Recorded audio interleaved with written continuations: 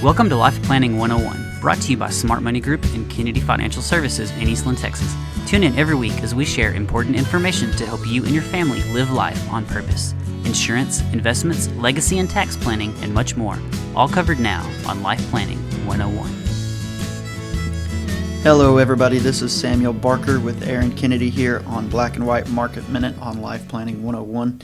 It's been a little bit since we've put out a podcast, but I've been trying to get Aaron to sit down long enough just to do one. So Aaron, where are we at? Yeah, blame it on me. We're at the same place where we started. It's been a really, really crazy year so far, and things sure feel like the whole world's falling apart, but in all actuality, nothing's really happened. I think the market's up 0.98 year to date, and that's the S&P. It's down a little bit over 6 months, like 1.5%, but we had a pretty big drop in April, well into double digits, but we've recovered all that. Market's up about 6.5 over the last month, and like I said, we're about where we started. So it's kind of funny. I've never felt really, really good for no movement. Yeah. Well, and feels like it's been a long road to not go anywhere. Yes, that's exactly right. But, at the end of the day, I think it would be wonderful if we did a whole lot of nothing for a year or two. Companies are still growing. So every year that the stock price doesn't move, and earnings are going up, then that means our companies are getting cheaper and cheaper. And I'd much rather go through that than a big price correction to fix it quickly. Yes. Yeah. Well, and talking about not doing anything for a couple of years, I know that inflation has been a very big thing, and interest rates are kind of coupled along with that. So inflation actually came out today. The PCE, the Personal Consumption Expenditures Index, came out at an annualized 2.1%, and their target is 2%. So that's pretty, that's getting pretty close to in line. Yes, inflation is down. It's going in the right direction. And, this is what the Fed looks at. When they're talking about inflation and their measurement of what they prefer, it's PCE, core PCE, and it's right in line with what they want. So that's super, super positive. I know the last time he spoke, and he's been speaking about this for a while, that he did not want to give any kind of interest rate relief with hints of inflation, and it's gone. So there is no real reason to hold back. And I know the projections for the GDP came down a little bit, or what our economy's supposed to do. So it would be very positive if we could get some interest rate relief, not only on the personal and the corporate side, but I really believe our government needs some interest rate relief as well. What they're paying right now, $1 trillion in interest, is not fun, and it's not good for any of us. So if we could get that done, I think it would be a very, very big boom for the economy. And we're late. Europe's coming down. Japan's working on it. The rest of the world's lowering interest rates. So we've had this kind of double-edged sword that we want the strong dollar for our trade. And if our interest rates are a lot higher than interest in euros or yen, then people buy our securities. And if people are buying our securities, then the dollar goes up. But we are so far ahead of everybody else that we could drop interest rates quite a bit and still hold that advantage. It's a good thing. And, speaking of interest rates, it's been a long time since I've seen movement like this on a month-to-month basis. We're seeing double-digit interest rate moves, not an absolute, just changes. I think the short one went from a little bit north of 3.5 up to 4%. That's a lot of movement. And that's not good for several reasons. Number one, if you're looking at building a project or getting a loan, just think about when you went to go buy your house. If someone says, oh, here's some beautiful, wonderful houses, and your mortgage rate's going to be anywhere from 3 to 8%, right? That's a big difference. So for projecting what you want to spend, we want slow and steady. All this movement's not good. And when we are spiking, puts a lot of fear in the market, because that interest rate is spiking because nobody's buying. All the auctions have been coming out, and we've had several of them that are really, really weak. So interest rates have to keep climbing until someone picks up the bid. So we need more stability there. But looks like, I know over the last month it's kind of slowed down, and hopefully we'll get some peace and tranquility in the near future. Well, and it feels like, I could be wrong, you can tell me if I'm wrong, but it feels like whenever Trump came back after the tariff announcements, I think April 2nd, and said, well, we're going to negotiate through all of this, we're going to have everything at 10, then it seems like, the stomachs have settled, so to speak. Yes. Yeah. And I still feel the same as when we all started all this stuff. Nobody has any idea how this is going to end up, and what the costs and what the effects of everything's going to be, and how much the market moved. That was really ridiculous, because it was just a straight up guess. So we're still in that point. And I really hope, there's been a lot of news, there was some international court that came out and said that Trump can't enact those tariffs. But, at the end of the day, I just hope the U.S. can trade in a fair way with the rest of the world. And I know we are tariffed out of a lot of areas, and Europe is a really, really bad one.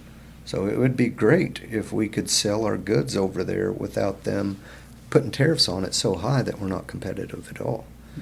And did we talk about this? I mean, there's a lot of real weird ones. Chickens, small trucks, liquor, there's just a lot of things that it's very difficult for us to trade over there. And it's by design. It's to keep their countries competitive. And they're trying to stay safe, trying to make their companies as successful as possible, and then they come over here and flood our markets, and we welcome them in to be good people, and they're getting the best of both worlds. So Yeah. hopefully that changes. And I actually found an interesting argument. I think it was earlier this morning I heard that, these things can be more complicated than we give it credit to. So, for instance, I know that I was listening and heard that Europe's, food processing has more restrictions on it than ours does. Now we're catching up with Kennedy, making certain restrictions. I know he's looking at the red 40s and all the dyes. That's all awesome stuff. I love it.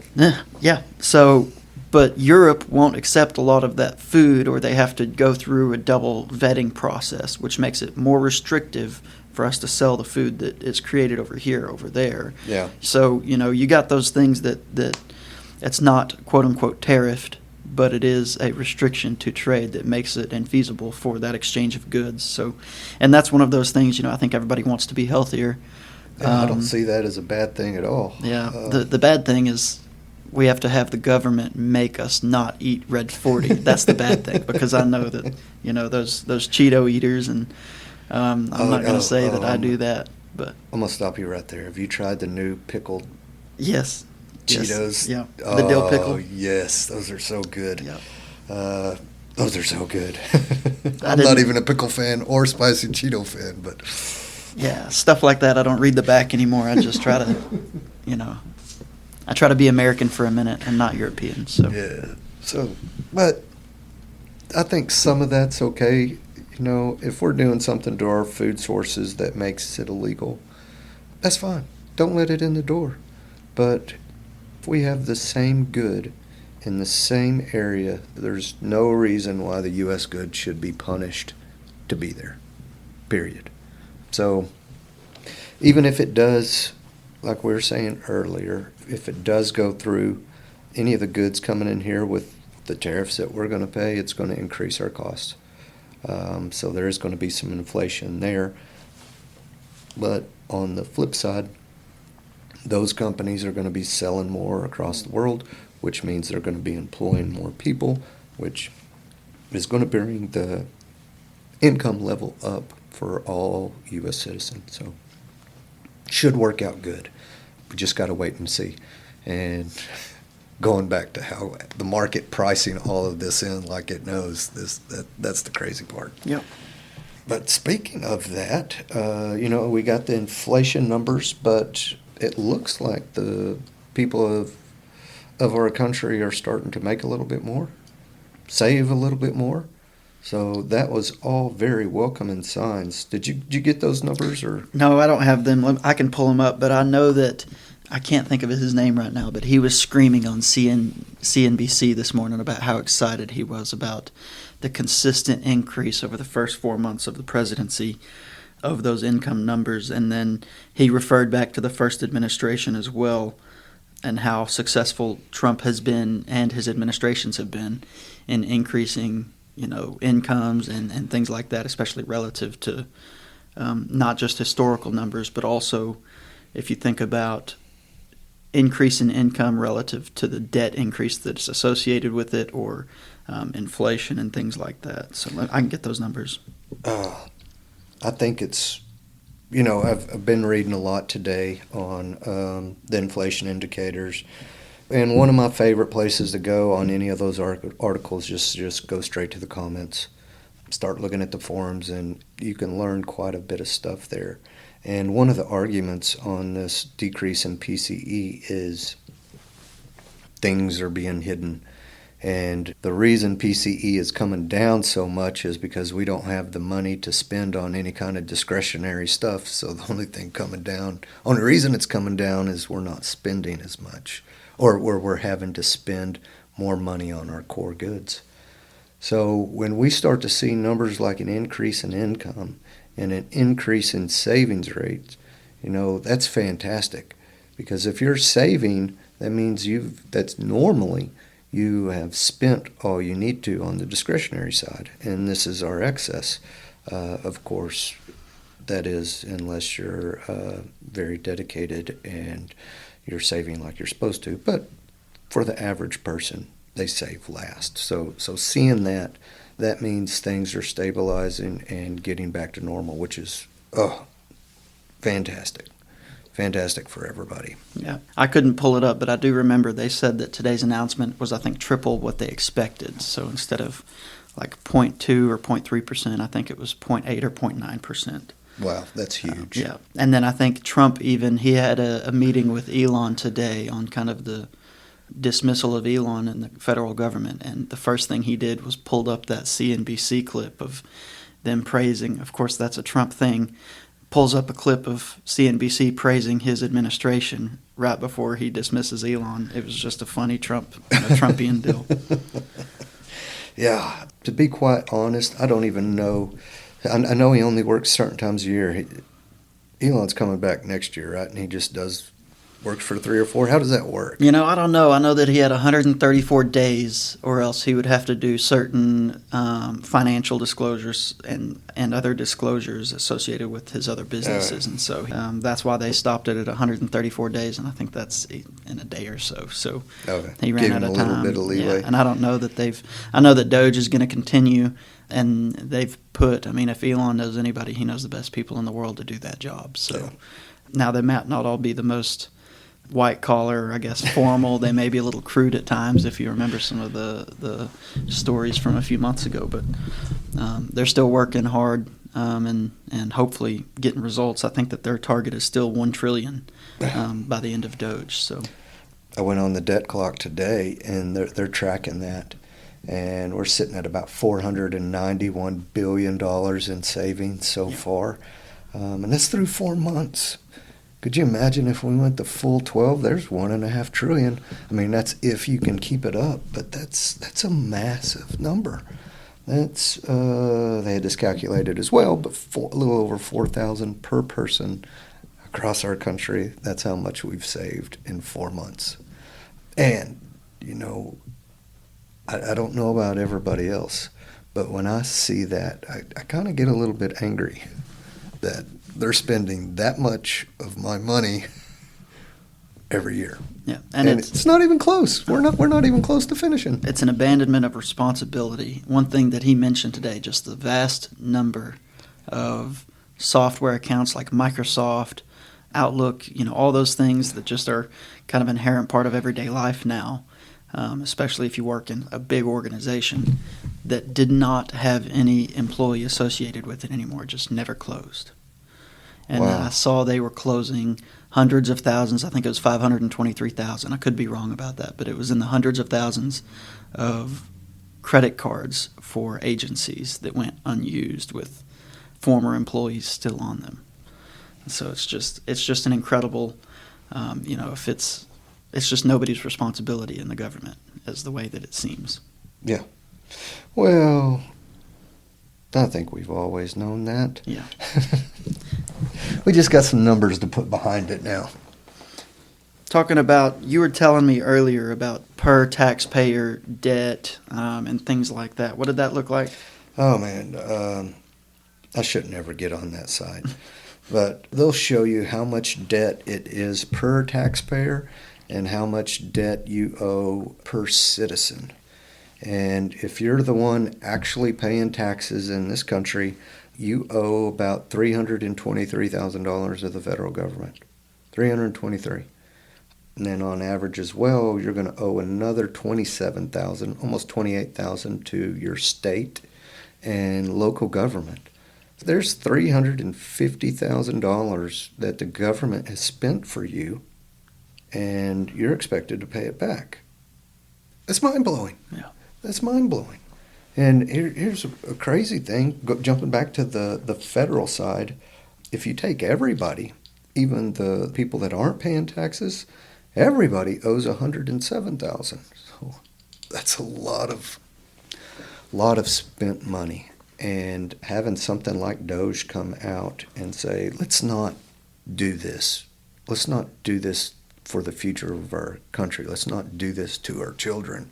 That is very, very refreshing. Yeah. Well, and I hear I owe $323,000 to the government, or that debt, if the government were gone, that debt would fall on us as taxpayers to repay theoretically. I've never paid that amount of money to anybody, much less the U.S. government. So where does that money come from? It comes from people buying those treasury bills overseas, Yes. which is tied very tightly and directly to foreign trade and the U.S. dollar being the reserve currency. And so we have to stay kind of on the global stage, especially with the U.S. dollar, in order to be able to sustain debt levels like that at least long enough until we can grow out of it. Yes. So it's all pretty tightly connected and hard to comprehend, Yes. for me anyways. No. It is. They have one as well for revenue, how much they're bringing in for everybody on taxes, and we're all bringing in on average about $15,000, and that's per person. So government's making $15,000 a year and has gladly spent $327,000 for us, and that is growing exponentially. Especially with high interest Every rates. Single year. Yeah. Yes, every single year. So no matter what DOGE does, how much they're able to cut back on our spending, it's not going to stop. Our deficit is going to continue to grow, and eventually it's going to get out of hand where we can't pay it back. And there's going to be two different kinds of default. One is sudden and swift, and the government just bankrupts itself, just like every other country in history. I mean, it always happens. That can happen, or we can go through a technical default where we're just printing so much money that inflation wipes it away. But that is going to happen. Just don't know when, don't know if I'll see it, don't know if my grandkids will see it, or don't know if it's going to happen tomorrow. But it will happen.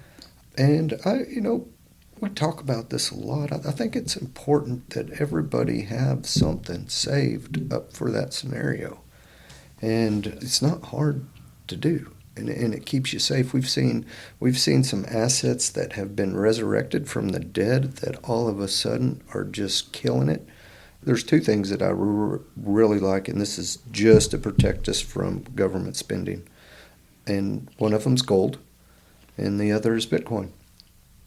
If I had my way and we could do this with everybody and everybody agreed, I'd own a little bit of both of them in everybody's account. And it's very, very small amounts. We are doubling our gold, but about 5% in gold and 1% into Bitcoin. It should help with those inflationary pressures. And another thing is what me and you were talking about, anything that can grow faster than inflation. So stocks are a wonderful way to grow outside of that, because a lot of companies grow a lot faster than our inflation rate. So it's a good way to keep safe. Probably the most devastating thing is put it in under your pillow or buried it in your backyard, because when you finally find it again And it's done what it does. pull it out, there's nothing there. Especially over long time periods, it can be devastating. So, just making your money make money over time helps protect you, and just make sure everybody's doing that to the best of their ability. And I would say, and this is more of a Buffett callback, but the best one of those is going to be stocks from the standpoint of it's not the best inflation hedge necessarily, but you're going to have productivity gains from those companies that make everybody's life better.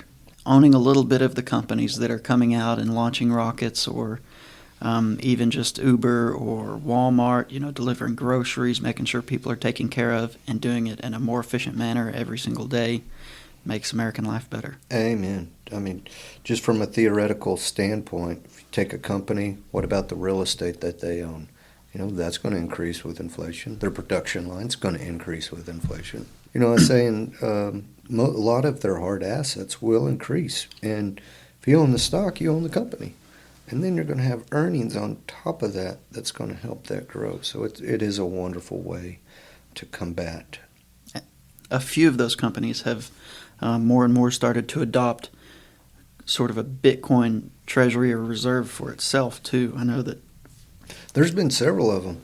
GameStop, and that's a funny one, little meme company. But GameStop, Tesla, of course, MicroStrategy. There was another big one that just started. Trump's company started doing it, but there's a lot of them. Fixing to put it on the U.S. government. It's already on the balance sheet, but buy it. A lot of companies are starting to see the benefits of that. And I don't want to sound like we're a Bitcoin show or anything, but I thought it was really interesting that, Bitcoin kind of decoupled from the market. And it's been, highly speculative. And it's been trading kind of like a leveraged technology fund, in which kind of is, but it hasn't ever traded like a currency until earlier this year. And it kind of quit behaving like the market and started to do the opposite of the dollar. So, and that's really what we've been looking for it to happen, to, mature enough that we can see some stability there. And it was, it was a couple of hours ago. That's exaggerated, but, I think I got it written down here, 8th of April. We started seeing a different movement out of Bitcoin. About the same time that we started having these troubles with the treasury auctions, Bitcoin put on its big boy pants and went out and started doing its thing. So I think that's a wonderful thing, and just shows that a lot of people are seeing the light and they're start using it for what it was intended to be. So I want to come back to that decoupling here in a second, but first of all, I do have a couple questions, and it's more of a bear case on the Bitcoin. What does it look like if, regulation comes in? Is that going to affect the price of Bitcoin, or is it all just kind of, I know that, for instance, I know this administration's heavily pro-Bitcoin and pro-crypto. What if the next administration comes in and sees, some of the, fraud that goes on in the darker areas of the world and says, hey, we don't like this, so we're going to restrict the whole industry? So yeah. Would that affect price, or is that something, people should be ready for if that was the case? Yes. if you look at Bitcoin for what it is the freedom to own your own money. That's what Bitcoin is. That goes directly against the government's ownership of dollars. They're already talking about this central digital currency where the U.S. government goes out and creates their own Bitcoin. So you can't say it's bad in one hand and go out and do it on the other. That is absolutely coming. But Bitcoin goes against the strength of the U.S. dollar. So eventually someone's going to say, hey, let's try to slow this down. And yes, they're going to use lots of different examples. The black market use of Bitcoin is a great one because it has, 98% or 90% of all black market transactions get taken by the U.S. dollar. Bitcoin has gotten into that. It's like 2 or 3%. Yeah. So nobody's using the dollar for these bad transactions anymore. It's still way more than the majority, but I guarantee they're going to try something like that. You said something. You can't say that it's bad and turn around and do it anyways, but I think that that's all that the U.S. government does for the most part. So I just want to point that out, that now that you said that, it's likely that that's exactly what's going to happen. Yes. But you know what gives me some hope? If, we were the only country in the world that had Bitcoin, then yeah, I would expect it to happen sooner than later, very much like what the government did to gold in the 70s. What gives hope is there is countries out there that are using it. So it's hard. It's a digital asset. So it's hard to outlaw a digital asset in one country and allow it somewhere else because you can move it. Mm-hmm. And if it's on cold storage or something, it can just disappear until the next administration shows up. Then you can get out. But it will affect price. Well, and I guess the closest thing they could do if they wanted to restrict it would be to restrict those crypto firms, and then those crypto firms would have Sure. to move international. But, what does that look like in practicality if they want to do transactions with Americans? I don't know. We're going to turn into restrictive internet access because that's all it takes.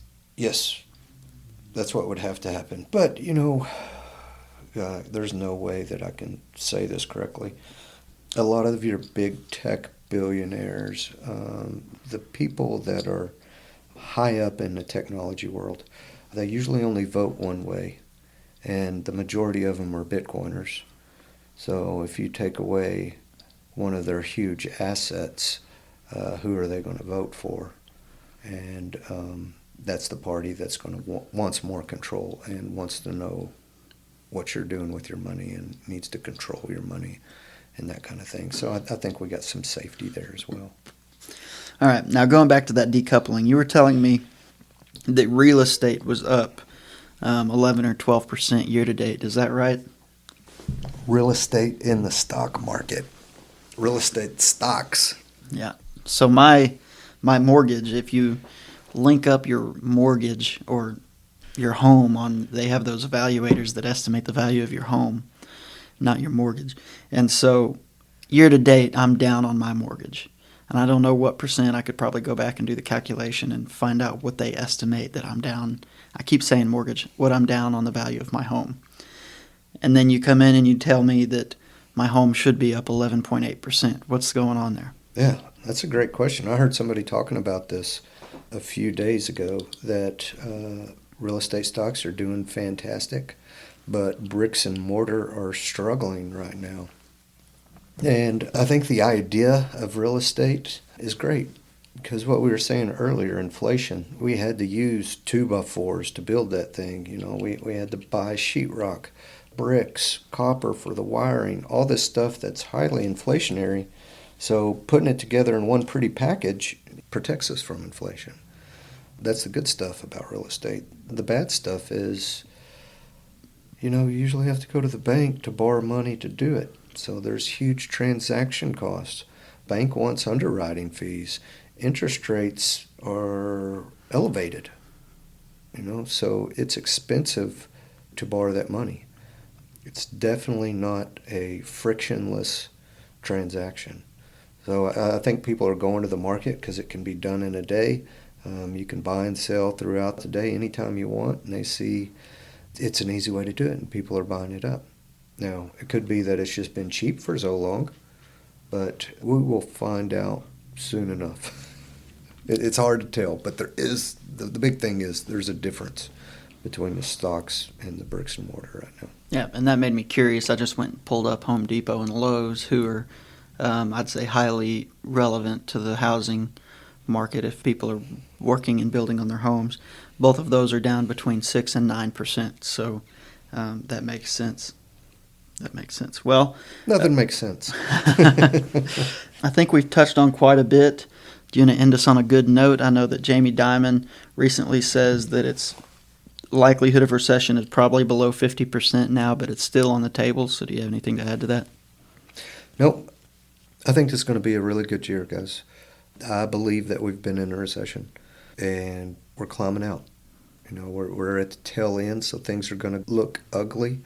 But by the end of the year, we're going to be seeing the sunshine, and we're going to be taking back off. From an economic standpoint, this has been some muddy waters for quite a while. And, I'm starting to touch the bottom right now. So we're coming out. Everybody just hold on and keep your head up, and we're going to get there. Yeah. And the day-to-day swings, Trump tweeted before market opened today, and I think the market dropped 50 basis points because he said that he was putting on his big boy pants with China. So, just hold on through the day-to-day stuff, ignore the tweets, ignore the news, and just, enjoy your retirement. Yes, absolutely. All right. Enjoy life. That's another episode of Black and White Market Minute on Life Planning 101.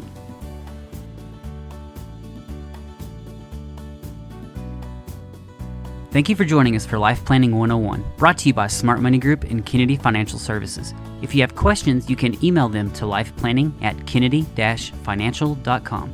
Be sure to tune in next week for more Life Planning 101. The opinions expressed herein are those of the firm and are subject to change without notice. The opinions referenced are as of the date of publication and are subject to change due to changes in the market or economic conditions and may not necessarily come to pass.